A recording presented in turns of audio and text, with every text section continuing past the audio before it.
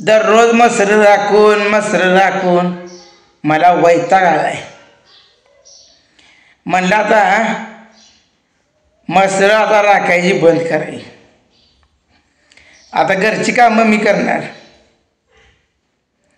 ही काय म्हणते ती मसर राखायची सोपी ती मागं नुसतं जायचं आणि बसायचं. आता मसर राखायला दमवती ती का मसर राखायला सोपी आहे ती हे आता कळलंच. एक मस नाही राखायची, बक्कळ मस राहायची. आता नाकी नवीन प्रत्येक जण मला म्हणते, सगळीच म्हणते मसर राखायची सोपी. आता मी घरात बसायचं सोपं आहे.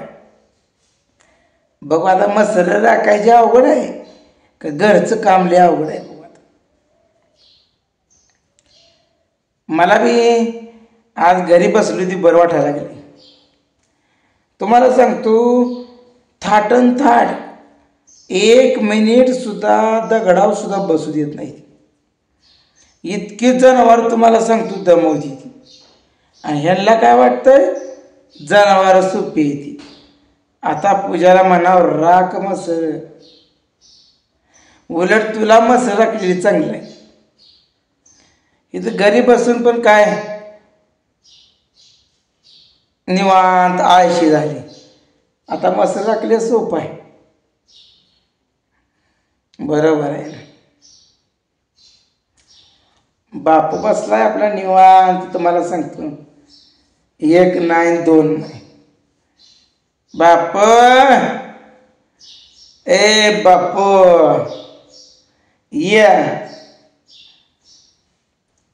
बापू ये. बापू नसता असा बघत बसलाय. बापू सकाळ जर न उठलं का मला म्हणते मसराकडे जावं. पण मी काय मसराकडे आज गेलो नाही. काल पण गेलो नव्हतो आणि आज पण नाही आणि उद्या बी जात नसतो. निवांत बसणार आहे.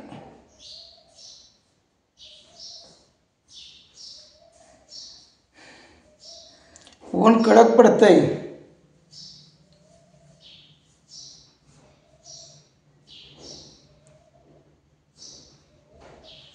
त्यामुळं काहीच करू वाटत नाही.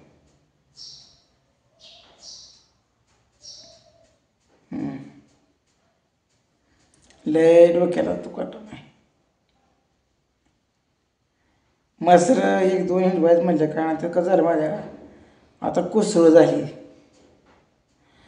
त्या कसं झालं एक मोठा पाऊस पडला असताना दोस्त मग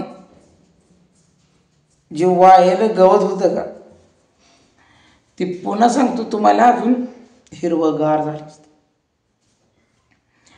पण रानात काय झालंय सगळं गवत जे आहे ते आता वाळलंय.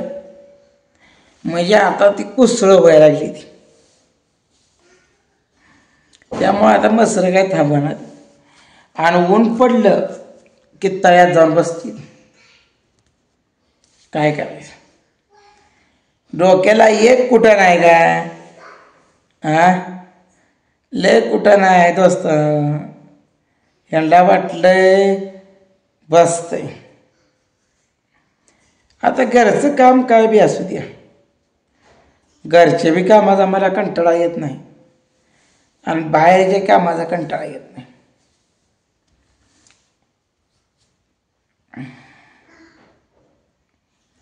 आता जेवण केलंय ती मला आता पेंग घ्यायला लागलाय.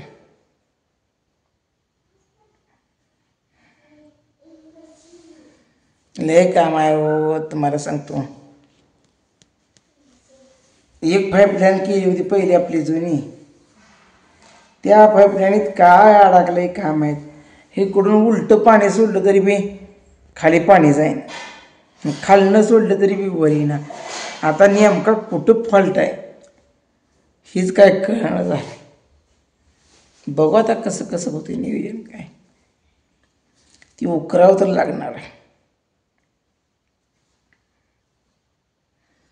उकारलं तर बरं आहे ना तर काय. लय म्हणजे लय अवघड आहे.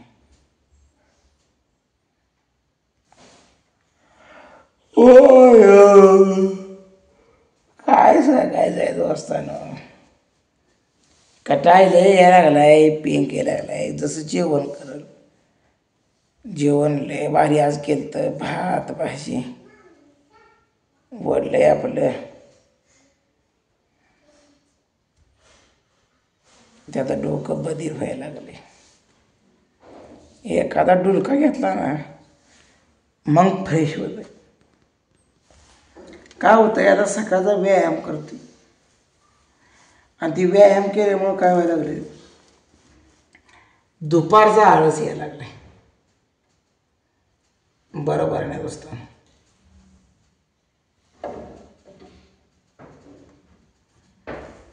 सोपं काम नसतंय दोस्तानं, अवघड काम असते.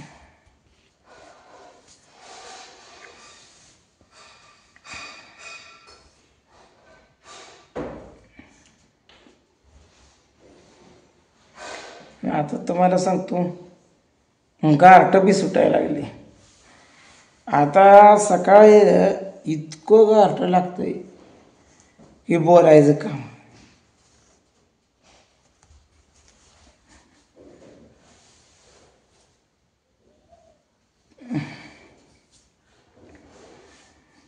पाऊस बंद झाला आणि गारठ सुटायला लागलं. काय करायचं, कारण काही तुम्हाला सांगतो, आता डिसेंबर, जानेवारी, फेब्रुवारीपर्यंत थंडी चांगलीच पडते. फेब्रुवारी महिन्यापर्यंत थंडी ही भरपूरच पडते. पुन्हा काय थंडी कमी पडते बघा.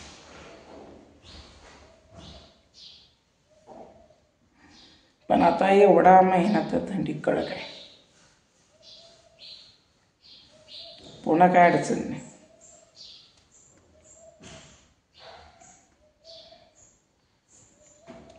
आता ह्या महिन्यात तुम्हाला सांगतो, ज्वारी, गहू पेरली. आम्ही काय गहू पेरलाच नाही, तुम्हाला सांगतो. भुईमुग केलाय आपला, काय होईल ते होईल.